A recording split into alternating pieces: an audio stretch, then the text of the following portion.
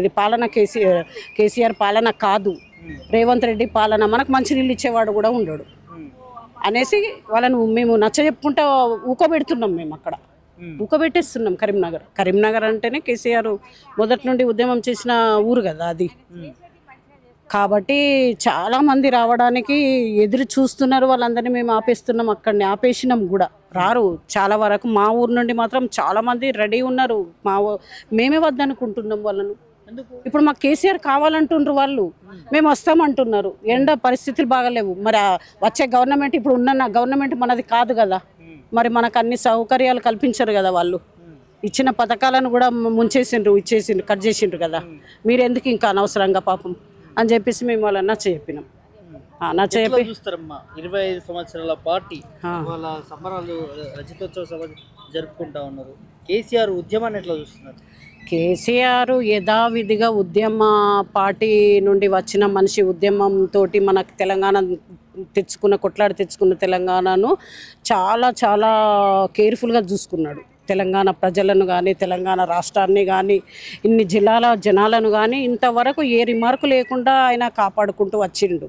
వచ్చిన దాంట్లో ఒక తులసి వనం లోపల గంజాయి వనంలాగా ఈయన దూరిండు. అంటే నాకు అర్థం కాదు. తులసి వనం లోపల గంజాయి మొక్కగా ఈయన దూరిండు రేవంత్ రెడ్డి.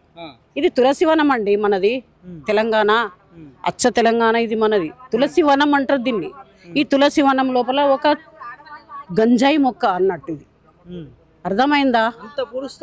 అవును, ఎందుకంటే మా ప్రజలకు అన్యాయం చేస్తుండు.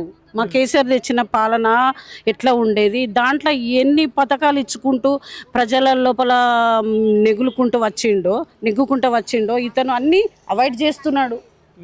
ఇప్పుడు మభ్య పెడుతున్నాడు మా తెలంగాణను. ఎక్కడికి తెచ్చిన తెలంగాణను తుంగలో దొక్కేస్తున్నారు వీళ్ళు. కాంగ్రెస్ పాలన, కాంగ్రెస్ ఎక్కడదండి అప్పుడు? తెలంగాణ రాకముందు ఉండేది. కానీ ప్రత్యేక రాష్ట్రం వచ్చిన తర్వాత కాంగ్రెస్ ఎక్కడిది? లేదు, రావద్దు కూడా. విమర్శ ఏం చేస్తున్నారు?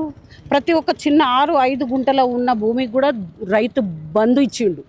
కష్టపడ్డ వాళ్ళకు రైతు బంధు ఇచ్చుకుంటున్నాడు. మరి ఇప్పుడు ఏంది రేవంత్ రెడ్డి? ఎకరాలు ఉంటేనే ఇస్తాము ఏమి అంటున్నాడు. మరి ఉన్నోడికే పెడితే మరి లేనోళ్ళు ఎక్కడ పోవాలా? వాళ్ళు ఎటు పోవాలా? అది క్వశ్చన్ చేస్తున్నారు వీళ్ళు, చిన్న రైతులు. చాలా మంది బాధలో ఉన్నారండి. అనుకుంటే వాళ్ళందరినీ కదిలిస్తే వాళ్ళకు కన్నీరే కనబడుతుంది. ఏ ఒక్కరిని కదిలించినా అంతా అయోమయంలో ఉన్నారు జనాలు. అంతే, 100% అది.